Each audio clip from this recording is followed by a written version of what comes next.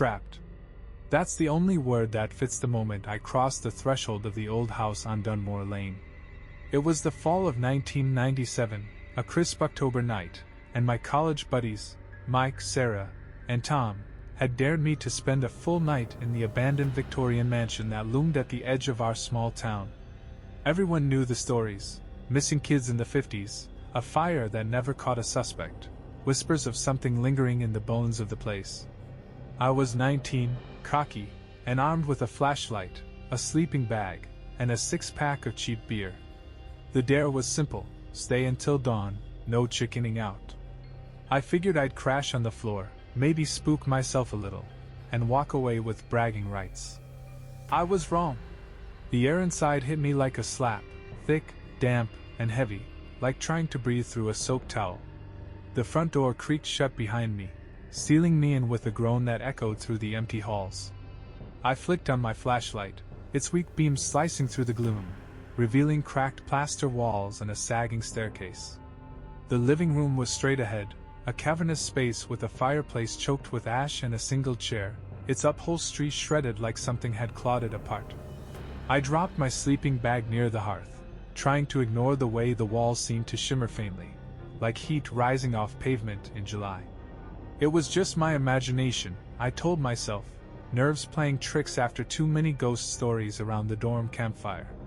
Then I heard it, a whisper, low and raspy, leaking from the walls like water through a crack. "Leave!" It hissed, sharp and deliberate.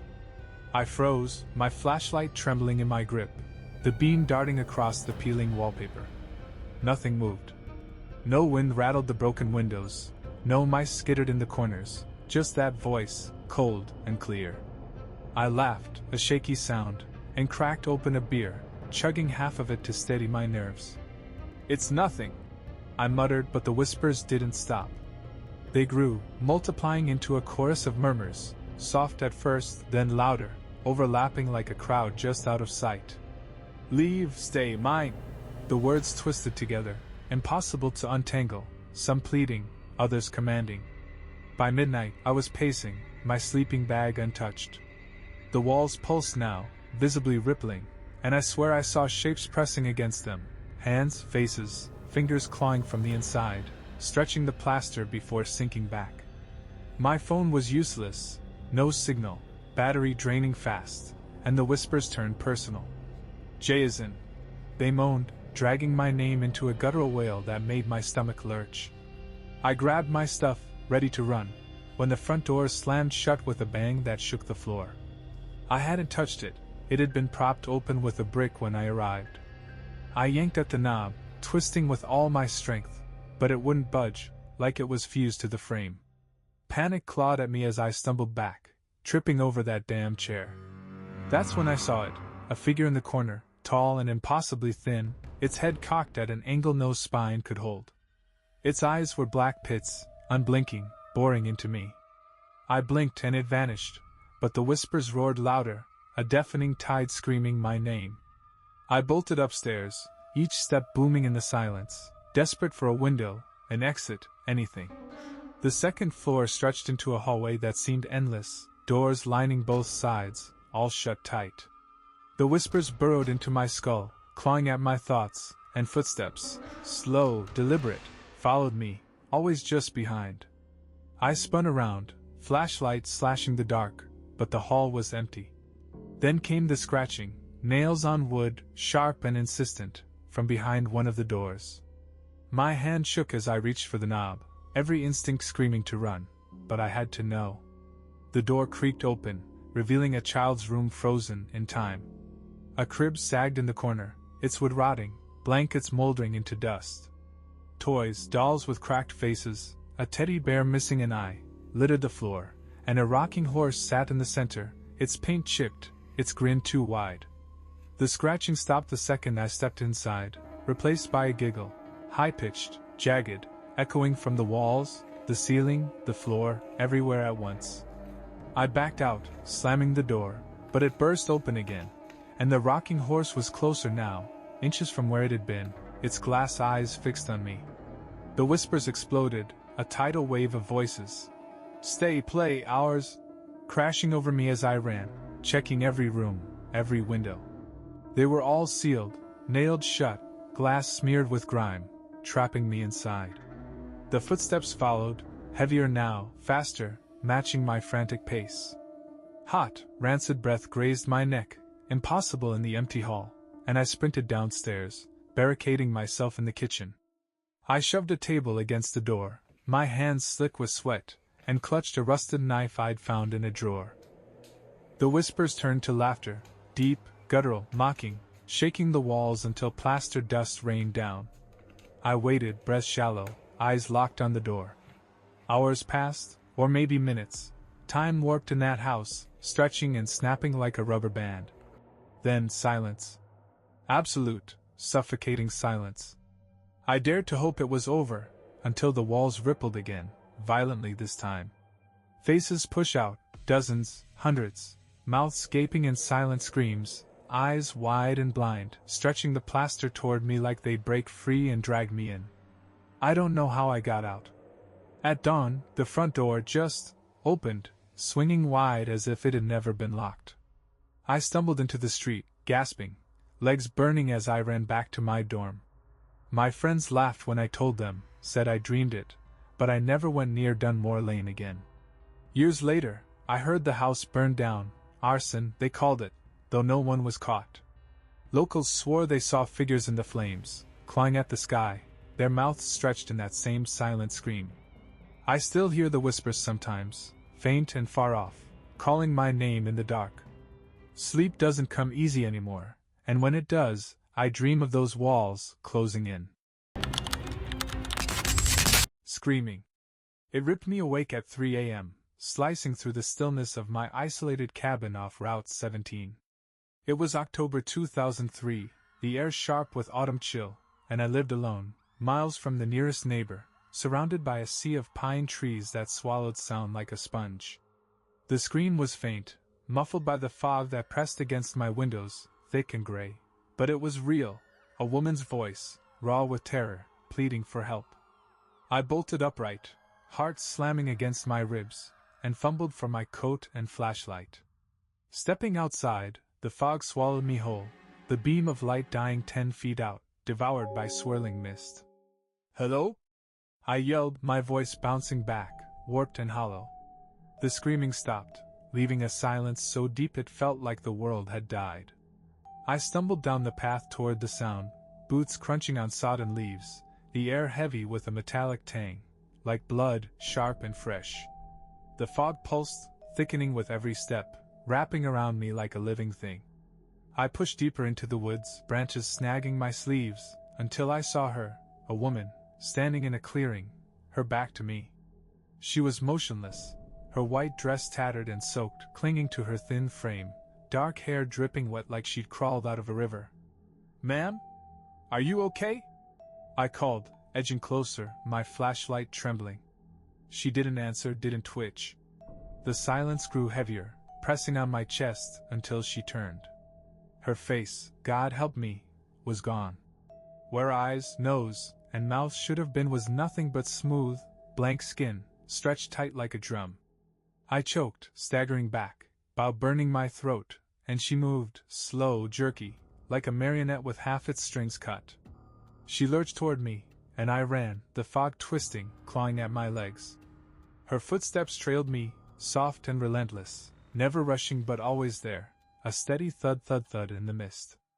I burst into the cabin, slamming the door, locking it with shaking hands, and peered through the window.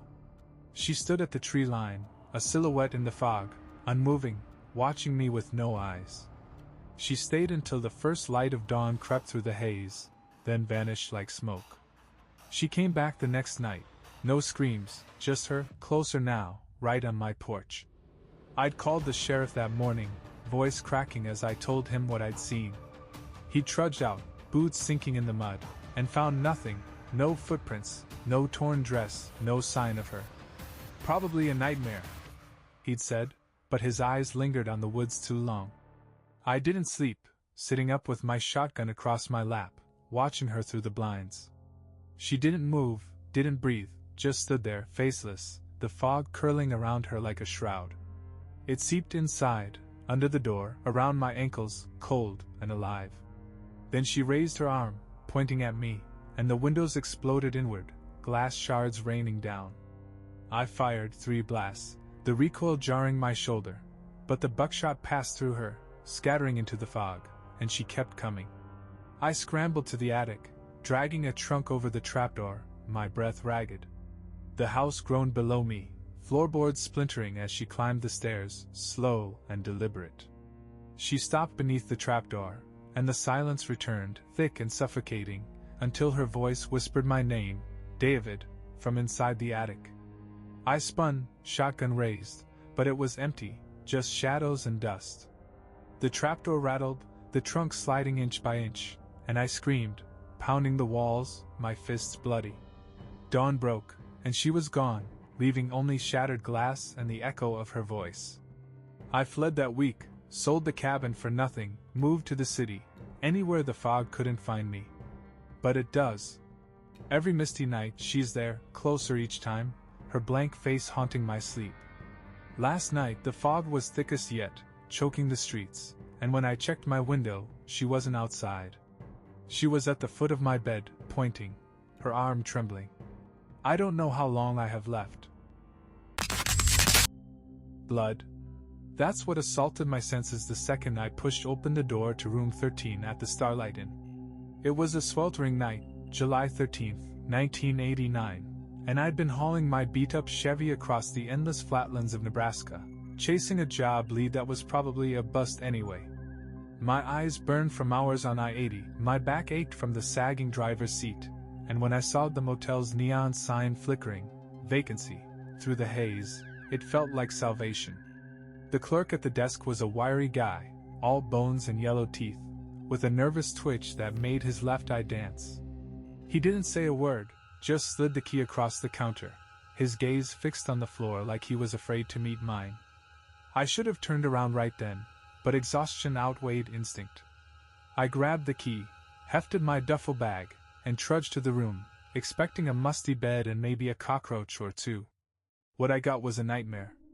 The door creaked open, and the smell hit me first, rust and decay, sharp and wet, like a slaughterhouse left to rot. I fumbled for the light switch, my fingers brushing something sticky on the wall, and when I flipped it, the bulb buzzed like an angry wasp before popping with a faint crack, plunging the room into shadow. The only light came from the parking lot, a sickly orange glow filtering through threadbare curtains, and it painted the walls in a way I'll never forget.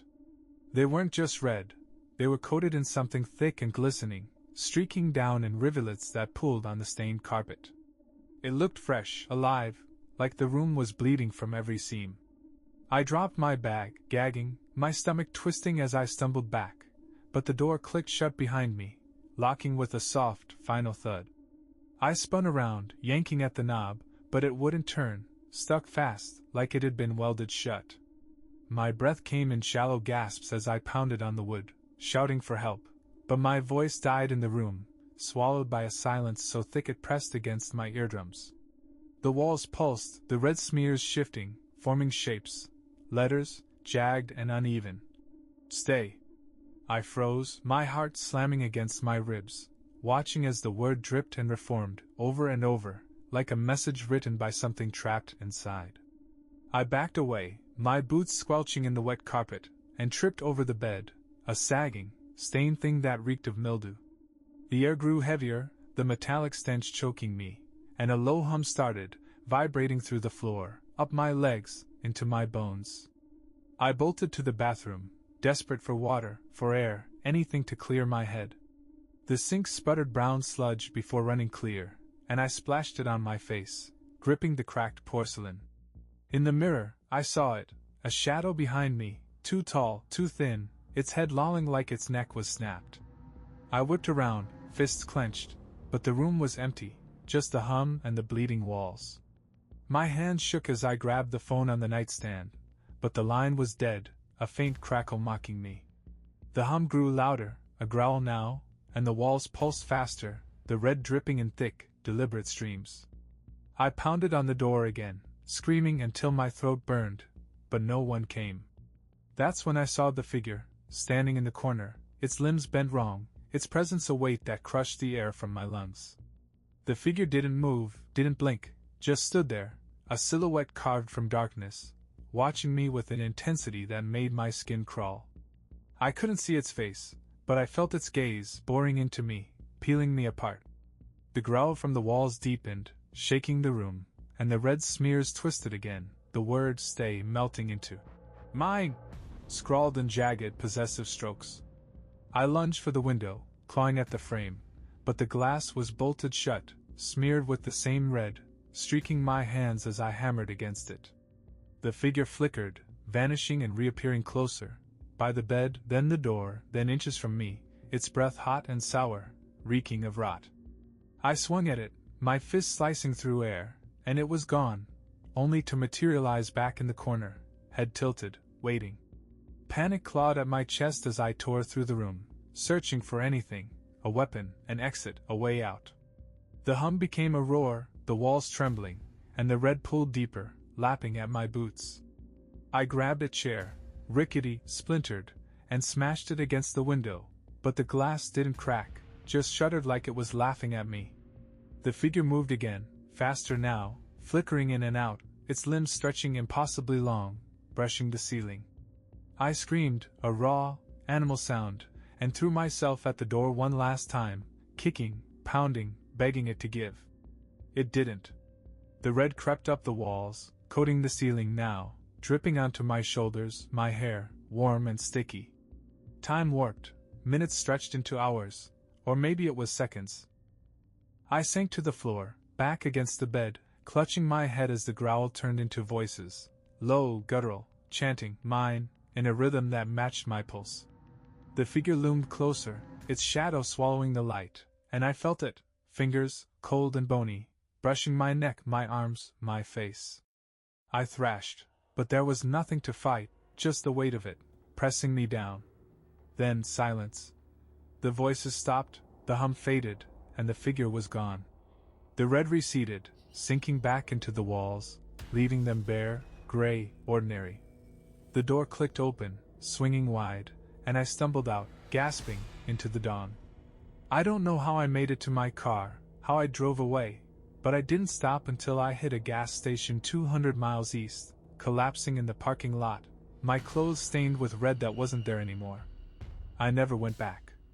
The starlight and burned down a year later, they said, no cause, just ashes. Truckers on I-80 swear they see a red glow some nights, a figure waving them in, its head lolling, its arms too long. I see it too, in mirrors, in shadows, in the corner of my eye, always closer, always waiting. I don't sleep much now, and when I do, I dream of that room, the walls bleeding, the word "mine" burning into my skull.